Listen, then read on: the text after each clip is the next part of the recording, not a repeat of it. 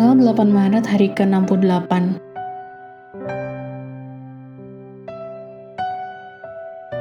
Bacaan Hakim-Hakim pasal 1-5.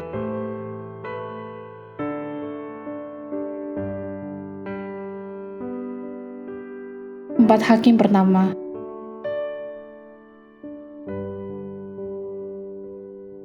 Garis besar, Yehuda, Simeon, dan suku-suku lain berupaya membersihkan tanah Kanaan dari penduduk asli dan kafir dengan cara yang singkat. Meskipun begitu, pengaruh dari penduduk yang tidak beriman masih ada dan akan menjadi sumber kesulitan spiritual bagi bangsa Israel. Siklus yang berulang terus terjadi di mana Israel jatuh ke dalam amoralitas nasional dan penyembahan berhala yang mengakibatkan Tuhan membiarkan bangsa tetangga yang kuat menindas dan memperbudak mereka. Namun ketika bangsa Israel berseru dalam bertobatan, Tuhan membalas dengan mengangkat hakim untuk membebaskan mereka. Tetapi siklus kejatuhan tersebut berulang kembali karena semakin menurunnya suhu kerohanian bangsa Israel.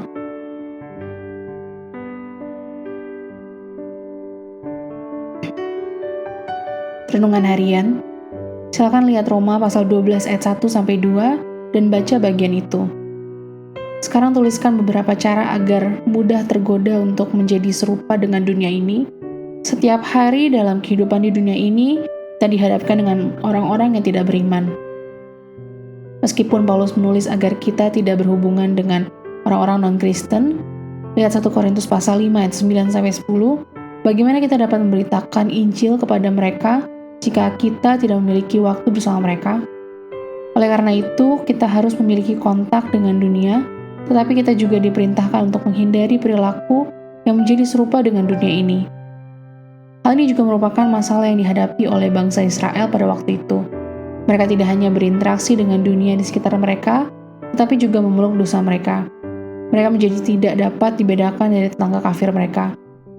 Untuk menjadi berbeda dengan dunia di sekitar kita sebagai komitmen kepada Kristus, kita harus mempertimbangkan cara-cara seperti memilih teman yang baik, menjaga hati dan pikiran kita dari pengaruh negatif, membaca firman Tuhan secara teratur, dan mengikuti teladan Kristus dalam hidup kita. Jadi mari kita renungkan dan mencari solusi untuk masalah ini dengan mengisi kalimat berikut. Salah satu cara gaya hidup saya berbeda dari dunia di sekitar saya sebagai hasil dari komitmen saya kepada Kristus adalah: jika Anda memerlukan bantuan dalam menemukan jawaban, bacalah 1 Petrus pasal 2 ayat 9-17 sebagai pedoman bagi hidup kita sebagai orang percaya.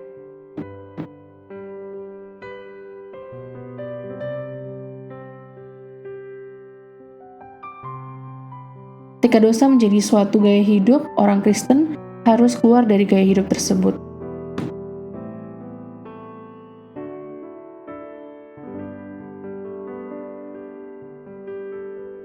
Pendalaman.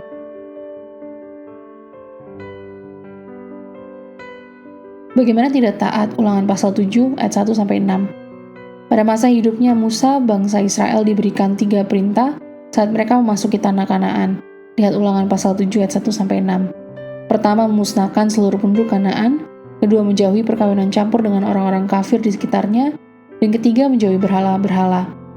Untuk melihat seberapa patuhnya bangsa Israel terhadap perintah-perintah tersebut, dapat dibandingkan antara Hakim-Hakim pasal 1 ayat 27-36, pasal 2 ayat 11-13, dan pasal 3 ayat 5-7.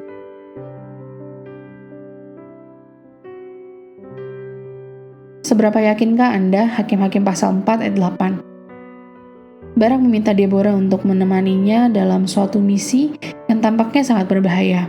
Sebagai cara untuk menguji respon Deborah terhadap situasi tersebut, jika Deborah setuju untuk pergi, artinya ia akan mempertaruhkan nyawanya demi memenuhi nubuatnya yang telah diucapkan sebelumnya. Namun jika Deborah menolak, ia akan dianggap tidak percaya pada nubuatnya sendiri. Dengan melakukan hal ini, Barak menunjukkan bahwa ia tidak sepenuhnya mempercayai baik Deborah maupun Tuhan.